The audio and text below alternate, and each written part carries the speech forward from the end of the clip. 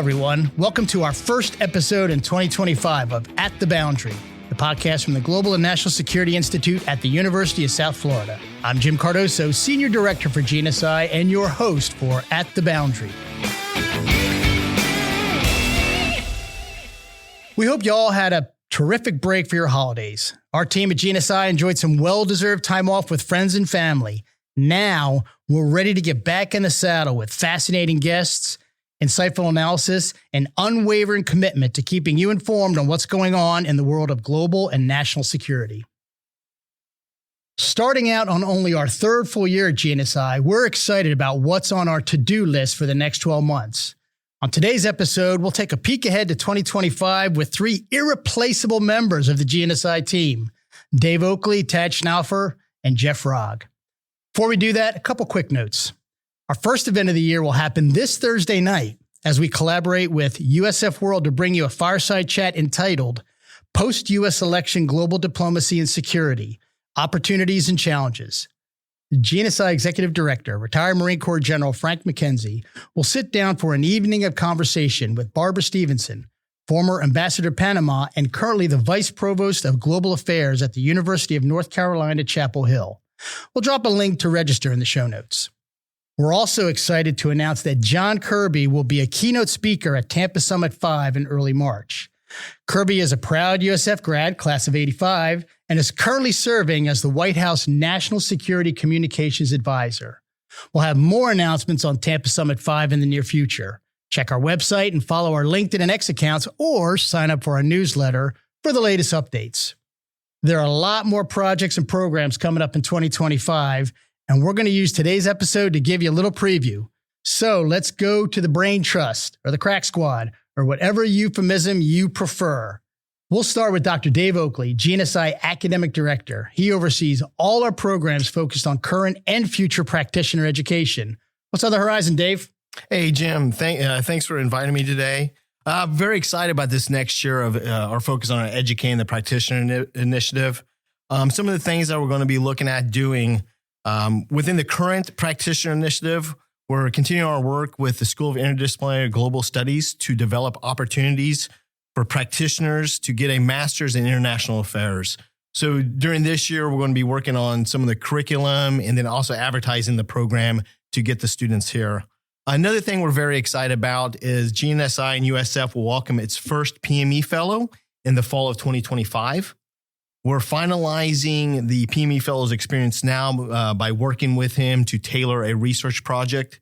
And so we're very excited about this program. We're also starting to look at new ways to bring other people in, other practitioners into this program. So real quick, Dave, what's a PME fellow? Exactly. What is PME for some of our non-military folks listening? Yeah, so it's professional military education. So if you're familiar with the war colleges, so whether it's Naval War College or Army War College, where lieutenant colonels and colonels are sent later in their career for education to professionally develop, we're going to host an equivalent program here at USF.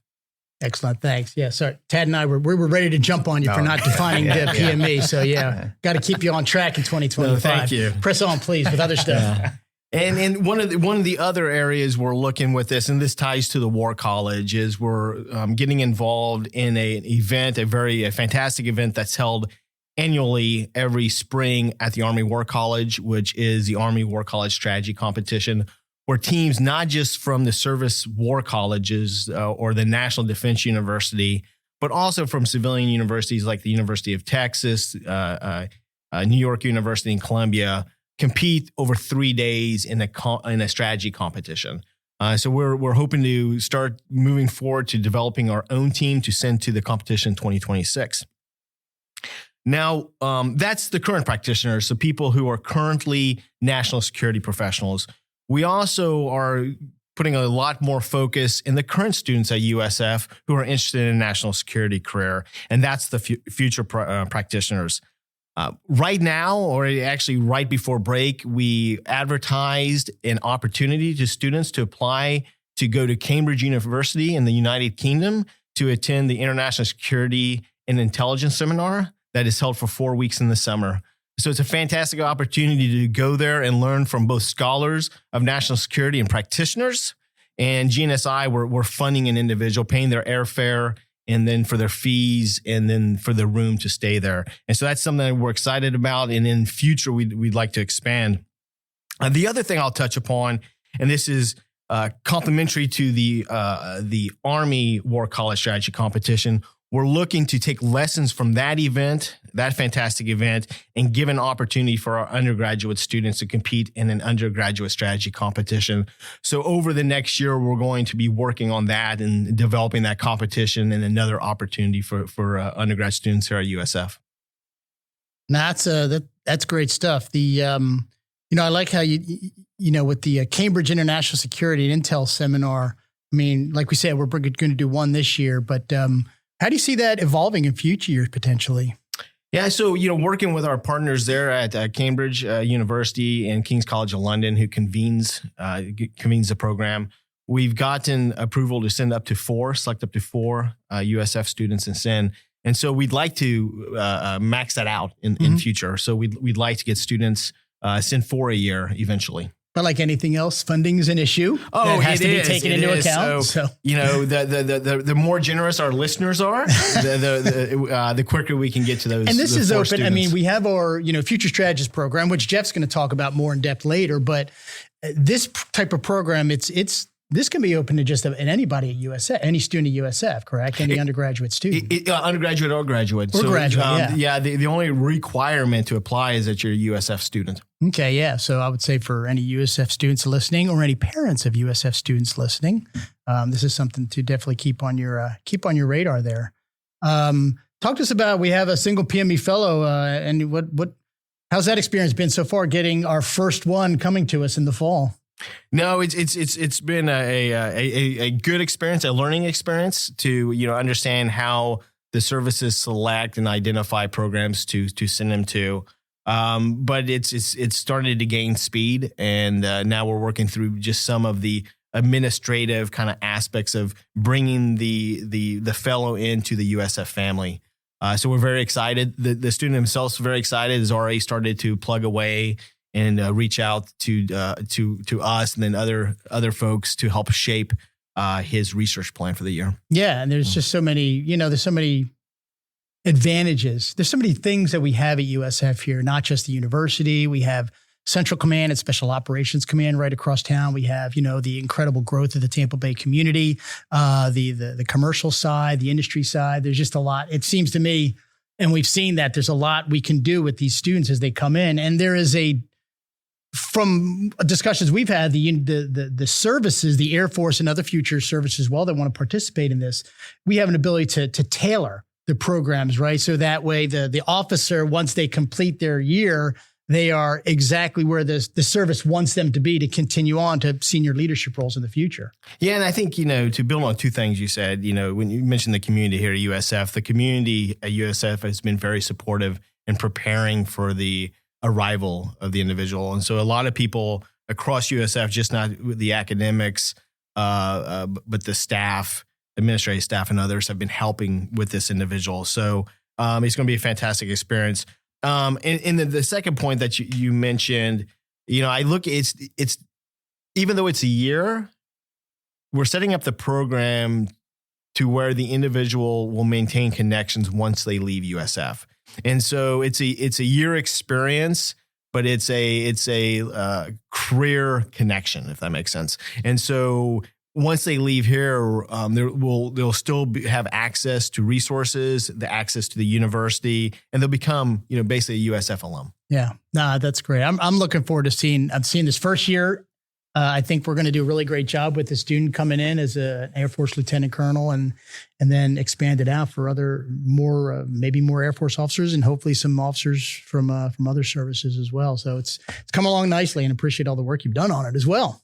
Been fantastic. So we'll turn next to Tad Schnaufer, our strategy and research manager. He manages our conferences and the research that flows from those conferences as well, and also our Journal of Strategic Security.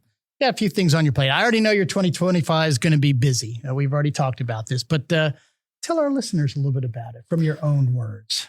Sure. Sure, absolutely. And 2025 will be busy for all of us, not just me. But I'll start with our events to get us started. So Jim did mention a couple events. I'll touch on those in chronological order to make it easy to follow. So our next upcoming events next Thursday, as mentioned, the post-election global diplomacy and security event where General McKenzie and former Ambassador Barbara Stevenson will be discussing the opportunities and challenges coming up in 2025 for the new administration and the U.S. as a whole. There's a lot going on in the world, and you're getting two vastly interesting perspectives from a former ambassador and then also a former four-star general. So you're getting kind of military lens on these issues, and then as well as a diplomatic. That's going to be an excellent event here on campus at the C.W. Bill Young Hall.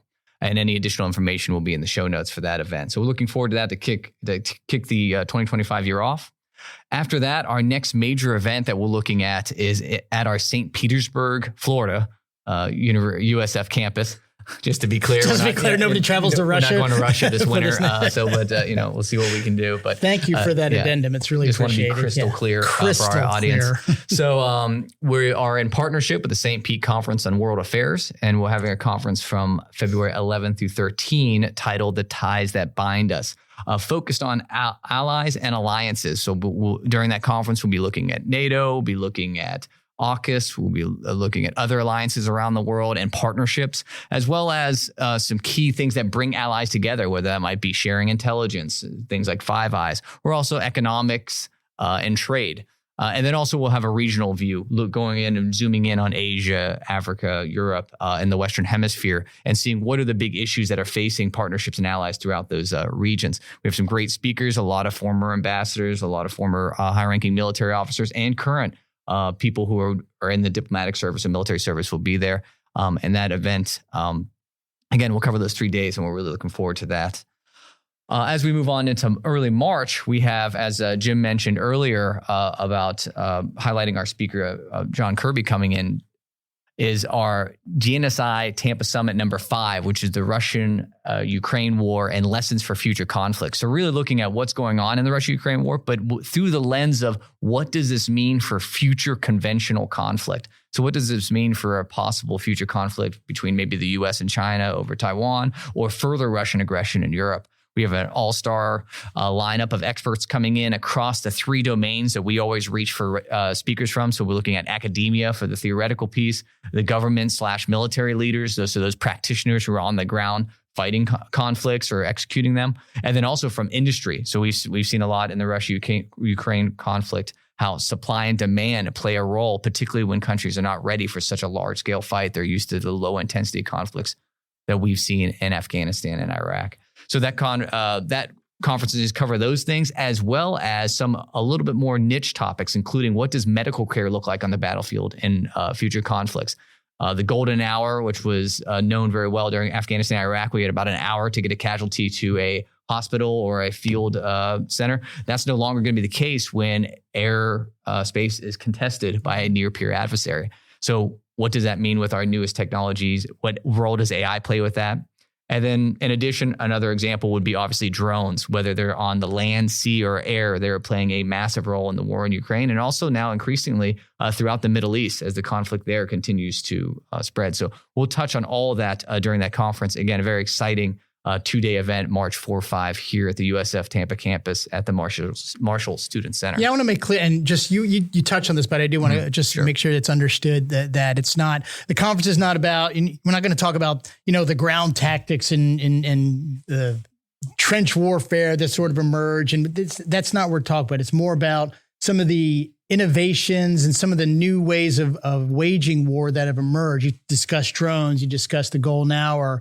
There's other areas like misinformation, disinformation, the use of cyber warfare, the use of open source social media, and how intelligence is gathered and utilized after that. So I think, it's not so much, for those who are thinking we're going to be talking about, guns and bullets and artillery. No, it's going to be really a lot of ways that war is innovatively executed these days, which will have an impact in any large-scale conflict or even smaller-scale conflict that's going to occur elsewhere in the globe.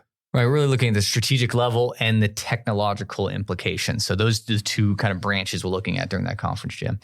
No, and that's great. And going with our publication side a little bit for this, first couple of months of 2025, we're having a number of decision briefs coming out in the next few months related to these topics. Our decision briefs are short 2 to 3 page papers that are focused directly in on a policy recommendation or policy issue to address it. The first one we're having coming out in February 5th will cover allies and what keeps them in the fight. So discussing what has kept U.S. allies at war, whether if it's in Iraq or Afghanistan for years and sometimes decades. What keeps them going when the U.S. is fighting the long war? And then addressing what have we learned from that and how do we apply that to future conflicts where the U.S. might need allies to fight, whether, again, that's something with China and Taiwan or somewhere else in the Middle East in the future. So we talked about these first 3 events, and then we're going to kind of push out a little bit more for the rest of the year. So in May, we're excited about going to DC, our first out of town, if you will, outside the Tampa Bay region conference. We'll be up in DC, and we'll be doing part 2 of our Afghanistan conference series. Our first Afghanistan conference was back in November, if you recall, and you're able to attend. If you would not, conveniently, it was recorded, and those videos are on our YouTube page. But from that conference, we've compiled our notes. We also had a workshop afterwards, and we are compiling our notes and preparing to publish a report, which we will have printed and we'll take up with us in May of this year to the U.S. Institute of Peace, which will be hosting our conference in May. And in that part 2, we'll be discussing policy recommendations and analysis for the new Trump administration on how to possibly address some of the issues with Afghanistan and how to approach its dealings with the Taliban. So it'll be a very fascinating view, and it'll be up in DC, hopefully being able to let policymakers know the great research and findings that we came out of our past conference, as well as additional reading. In that same vein, our journal, Strategic Security, which is a top 18 war studies journal, according to Google Scholar. We're having a special edition on Afghanistan, which will be coming out in June of this year. Again, a lot of the authors either attended or spoke at our Afghanistan conference back in November, and many of them will be at our conference in DC in May. So with that springtime events and publications, I'll just lightly touch on the fall.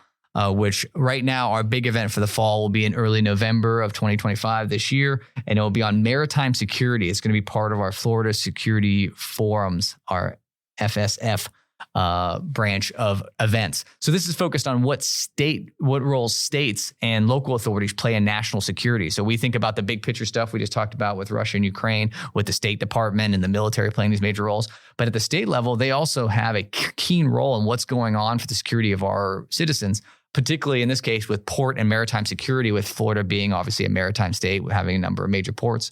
So we're partnering with a number of local entities, and we'll get speakers again across that realm of academia, government, in this case, the Coast Guard, and local law enforcement agencies and industry, where we're looking at partnering with the port and other local authorities, again, to decipher how states play a role in national security. This under-researched topic we're looking forward to bringing to the forefront of the national security discussion. Yeah, and I know we have some on that one. We have some good partners already set up. We're working with the Port of Tampa, the National Maritime Law Enforcement Agency. There's several professors at USF that are deeply engaged in this topic. Cyber Florida, because there's going to be some cybersecurity aspects to what goes on at a port, especially. So they're already on board, and that's really trucking along well. And I'm really looking forward to that one. Yeah, because you might not think like, oh, maritime security or port security, what's that have to do with national security? But I mean, everything from reports of Chinese microchips in cranes and counting the number of containers that are being offloaded at ports, kind of like cyber spying type role. National security has a role even at those lower levels. And again, we're not seeing a lot of coverage on that. And we're looking to, again, bring that to light. Yeah, we're looking forward to have a solid state, and even, cross state, other states have ports as well. And yes, I think they can, they'd love to have them join us as well. The goal is to make Florida, as always, the beacon and example. The beacon and example. I like that. We have to copyright that and get money every time somebody says that. The Afghanistan one as well looks, I'm looking forward to that. I mean, all these are great. This is an incredible year. We've got a lot going on. It's going to be very busy. The Afghanistan conference part 1 was good, and it really brought some things out. I think that to me, Afghanistan is one of those, there's so much going on in the world right now. I mean, there's so many things dominating the headlines. You don't see Afghanistan on there like ever. But it doesn't mean it's disappeared from being a national security issue that needs to be at least considered in the new presidential administration. And I'm hopeful that we'll be able to provide some things that as they make those decisions, it'll help inform those decisions. Well, and that's the problem with a lot of the policy making is we want to keep bringing those topics up because there's a lot to learn. And also these events didn't happen in a vacuum. So perhaps if history was studied more greatly before, we wouldn't have had some of the outcomes that we've had policy making in the last. Yes, absolutely. So speaking of policy, so policy making and policy makers, this is the segue portion of the show, Jeff. So get ready. Put your phone down, stop texting. I'm just kidding. Well, maybe I'm not. But anyway, he's ready actually. So speaking of policy making, policymakers, one thing we kicked off last year was our Future Strategist Program, and that's being led by Jeff Rogg. Dr. Jeff, he's a senior research fellow here at GNSI, and he's steering the program. It was started so that we could provide students with additional experience and mentoring towards careers in national security.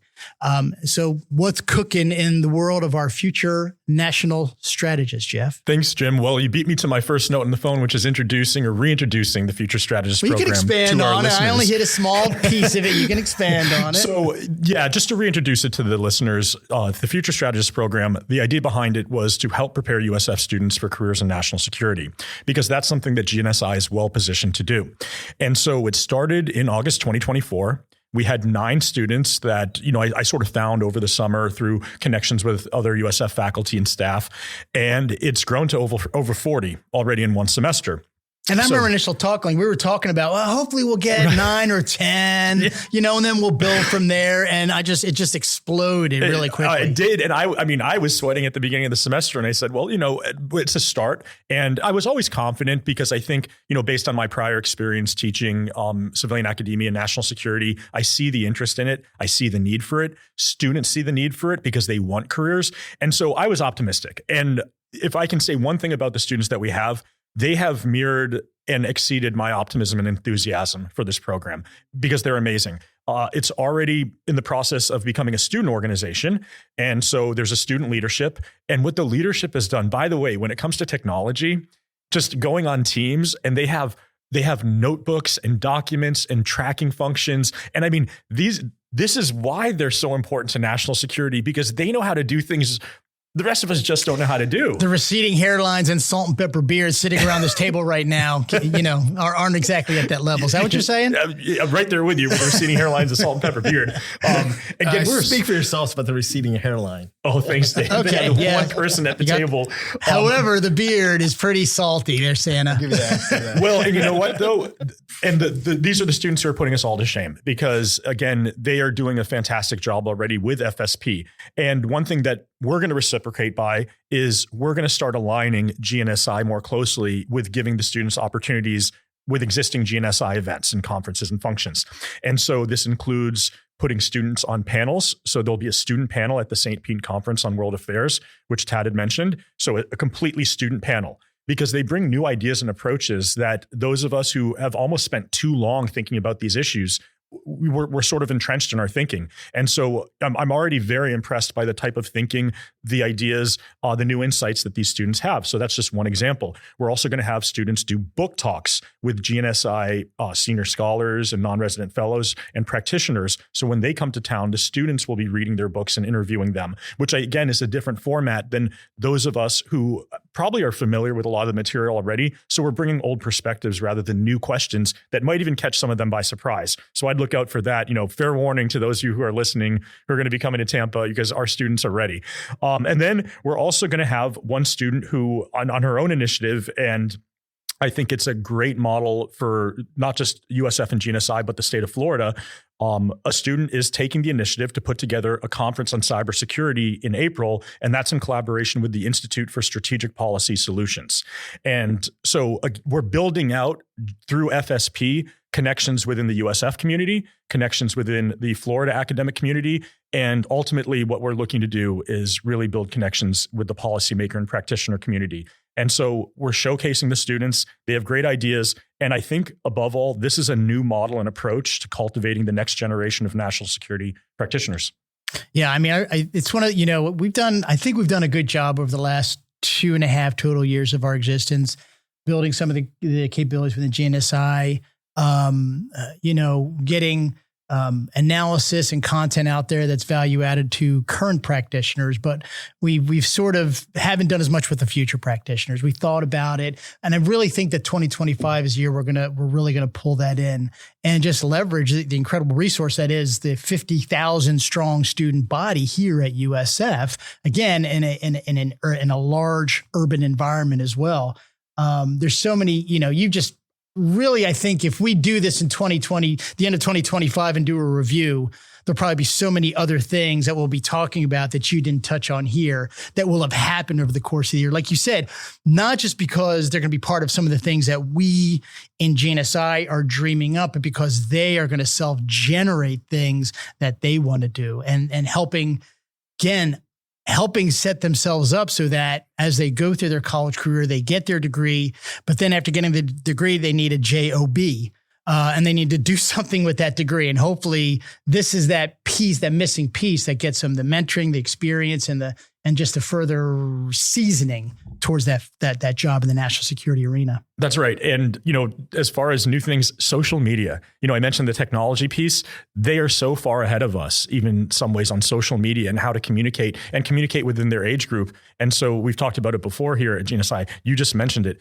50,000 students. USF is an enormous campus. I mean, think about just the intellectual capital that's sitting here alone. And so I think that's what all of us, including the FSP students, are most excited about too, is they are excited to do even more outreach with other students and other student organizations. And I really do see GNSI and FSP growing together. Yeah. You said in some ways are way ahead of us in social media. In what ways are they not ahead of us in social media? I'm kidding. Can you think of any ways that I was like, they don't all use Facebook? What are you talking about? Right, exactly. Yeah, old social media. Yeah, I like to say that to them so they look at me with that quizzical dog look. So I'm okay. Just old man, stop talking about social media. You're wasting our time. It's funny. You talked about the St. Pete Conference on World Affairs. We're going to have a student panel, but today we had a meeting about that, and I didn't even know there was going to be a student. One of our FSP students was on the meeting today, and she's going to be working in the background, working on the conference, working with the other speakers coming in. So again, that's another level of experience and mentorship and insight that she's getting as well. And that'll happen at all our events going forward. That's right. And I should also have mentioned, this is graduate and undergraduate students. The graduate students are even taking on a mentorship role with the undergraduate students. And then, I think that's how we build the bridge, because we can help mentor the graduate students. They're more probably proximate to getting jobs. And then they're excited to help the undergraduate students. One of the students already who, had a former career before he decided to go back to school, he's been offering we have a Teams chat and telling students about, hey, this is an opportunity, take this training course in cyber security functions. It's free. And so he's been very, leaning into helping the students with basically what we want to do anyways, which is lessons learned. A lot of us here at the table took the hard road, right? And we learned the hard way. And now we can impart those lessons and make things a little bit easier for these students. Yeah. And their understanding of the need for that for themselves to me, it looks like it's off the charts, that they really get it and they want to lean forward and find that. And like we said, we have 40 students now, but there's 50,000 students here. So, I think this is going to continue to grow, but we're going to manage it as well. It's not going to get unwieldy. It's going to be so, but I would say to students and parents that may be listening, give us a shout. Go on our website, Dr. Jeff Rogg, ROGG. You can email him. He's on the USF Global. And you can contact him as well if you're interested in being a part of this program. And it'll evolve over future semesters. I have no doubt about that. Yep. So Jeff, I'll tell you what, I'm going to go backwards now as we start to wrap up. I'll start since you're already warmed up. So all the things you're looking at, is there any one thing that's out there of this next year that you're going, this is going to be really cool. This is going to be this is like really one thing I'm looking forward to seeing how this turns out. I think when I mentioned the student-led conference, as an academic, I go to a lot of conferences. I'm going to a lot of conferences in the spring. We've put on a lot of conferences. Having students put on a conference, now I know from one I'm organizing myself, that's a lot of work, but it's good experience. And it sort of is inverting again that paradigm of having established people who already sort of know what they're going to say. Their notes have been formed by 20, 30 years in their careers. Instead, having the students bring the panel topics, bring the questions they're asking. And in a way, they're going to put some of the practitioners on the hot seat because they're going to come at them with things that they haven't thought of before or new approaches to looking at ideas. So I'm very hopeful. I'm going to be working with that student from FSP. And I think that this is something that hopefully gains attention from our colleagues across the state of Florida, academic institutions here. And then ultimately, because of the topic cybersecurity, pulls in and attracts attention from cybersecurity practitioners.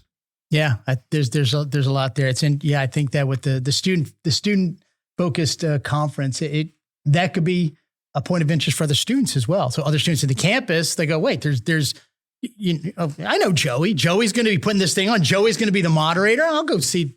If nothing else, they may go there just to see him make a fool of himself. But it doesn't matter. They're there and they're learning, and maybe they're understanding some of these national security issues that it's very valuable for them. That's right. No, that's fantastic. So going backwards, you guys got a chance. You didn't know it was coming, but now you got a chance to listen to Jeff's fine answer actually on the spot. So now you should even be better because you got to think about it, Tad.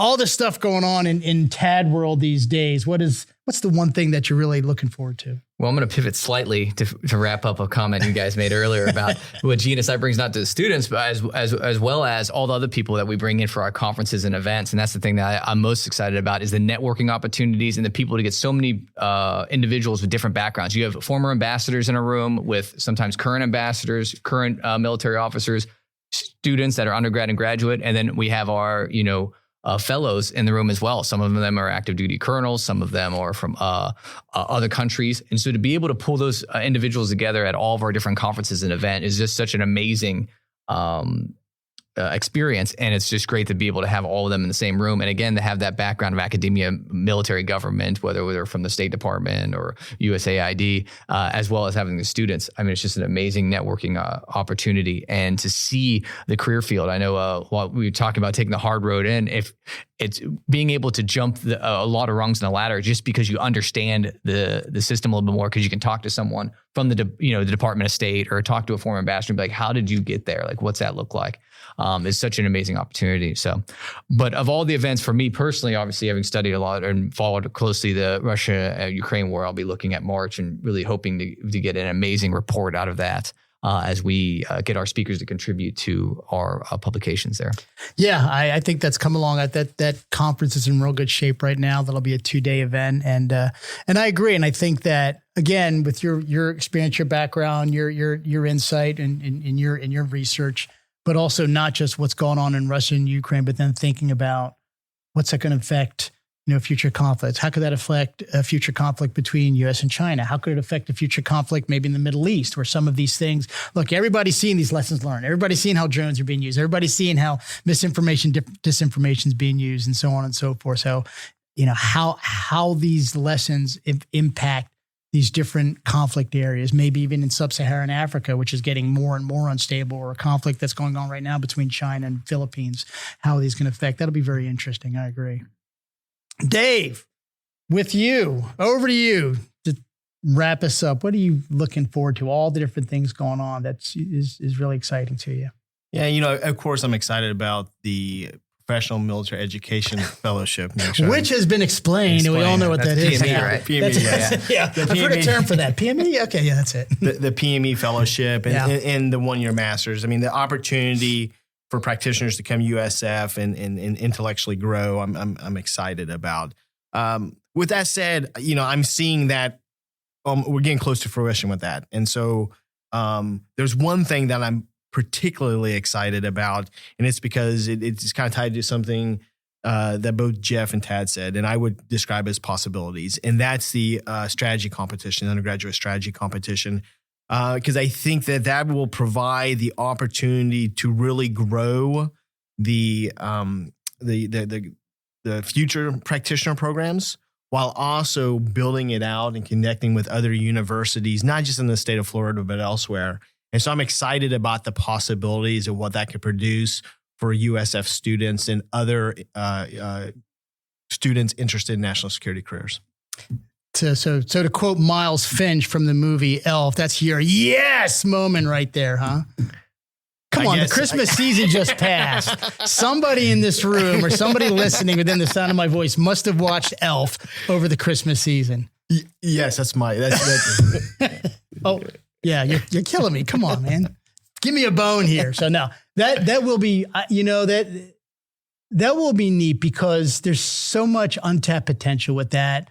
We had a meeting today where we talk about some maybe future evolutions of where that could go and how we could link that in with some other kind of even athletic competitions that are going on at USF, and how the ROTC units interplay as well, and how these can all mix together into these larger scale events where, really you can have this ongoing, competition in different areas of both, athletics, national security thinking, policy. I don't know. There's just a lot there. Again, it sounds like I'm railing on him a little bit, but I mean, there's just a lot there that we're going to mine in the months and years ahead. Yeah, I know, it's very exciting. And I have to give credit where credit due. The creator of the Army War College strategy competition, Tino Perez, is a non-resident senior fellow here. And he has been very involved in mentoring and kind of helping us think about this for the undergraduate programs. Yeah. And he's been helpful, and he is one of our fellows, right? He is one of our non-resident fellows. Senior fellow. So, and I know he has been very, very helpful and very forward-leaning in helping us, bringing his background in that to continue to develop our program. So, shout out to Tino Perez. Appreciate that. Any final thoughts from anybody at the table as we close out this podcast about their programs, or about anything that you're looking forward to or hearing about in 2025? Actually, I got a story. We can cut this if you want. But I remember speaking of some of our speakers coming in, you mentioned John Kirby coming in. And I remember the first time I saw him speaking I was deployed to Ukraine right before the Russian invasion happened. And we were literally watching John Kirby speak, pretty much every day. He was giving an update on the Ukrainian situation, the Russian buildup, how they were storing blood, how there was all these indications that this could be an actual invasion. And I was with the Florida Army National Guard at the time, and we were in Ukraine training Ukrainians. We're like, man, this is getting kind of intense. And it was every day. I was like, all right, what's John Kirby he's talking about us. Yeah, exactly. Like he'd be like, okay, this unit is in Ukraine currently. He's like, wait, that's us. Like, that's like, this is, So watching him talk about the actual events going on and then following him, because he's been with the administration now for the last few years, be very interesting to see what he has to say after with the turn of administrations and him being able to talk to us in March. Yeah, no doubt, man on the inside. But nobody knows exactly what he's going to be doing on January 21st. But as the way of most presidential administrations, probably he won't be in his current position. But we'll see. But the exciting thing about him too is obviously he has that experience, but he's a USF guy. And so I think that he's looking forward to coming down. He's looking forward to, and I think in the future that he's going to be more engaged with GNSI activities as well as a USF grad, seeing what GNSI is doing, growing that. And I think that can also impact what we do with our students as well. Get somebody like him with his background and his experience. He can interface with the students as well, because he kind of combines national security and sort of communications ability as well, and public affairs. And there's probably some that are interested in being in that world. Any other final thoughts? Yeah, I think a final thought for me would be for the audience. And, one of the energy that you're hearing about the different, whether it's the students, the events that's developing, and the momentum, a lot of it's because of the collaboration we've done. And so, if you're listening to this podcast, you're probably interested in national security, interested in USF. There's something that drew you in. And so I would encourage listeners, whether you're a student, a community member, whoever you are, to reach out to us, look at ways to engage, your time, talent, treasure to help further GNSI's mission and benefit students and the practitioner. No pressure, Jet, but if you have anything, now's the time. But if you don't, that's fine too. How can I top that? And Dave Oakley's my boss too. So. Note to self, let it go. Let Dave have the last word. Got it. So that wraps this up. I want to thank Dave Oakley, Tad Schnaufer, and Jeff Rogg for this look ahead to an exciting 2025 and for overall making sure the trains run on time around here. Next week on At the Boundary, we're gonna go to the far side of the world to check in on the deteriorating situation in the South China Sea between China and the Philippines. Our special guests will be Ray Powell and Jim Cardoso, hosts of the YouTube podcast, Why Should We Care About the Indo-Pacific? That region is becoming more confrontational and turbulent every day. I'm looking forward to that conversation, and I hope you'll join us. Thanks for listening today. If you like the podcast, please share with your colleagues and network. You can follow GNSI on our LinkedIn and X accounts at USF_GNSI, and check out our website as well at usf.edu/GNSI, where you can also subscribe to our monthly newsletter.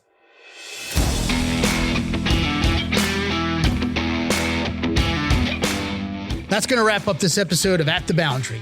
Each new episode will feature global and national security issues we've found to be insightful, intriguing, fascinating, maybe controversial, but overall just worth talking about. I'm Jim Cardoso, and we'll see you throughout 2025 at the Boundary.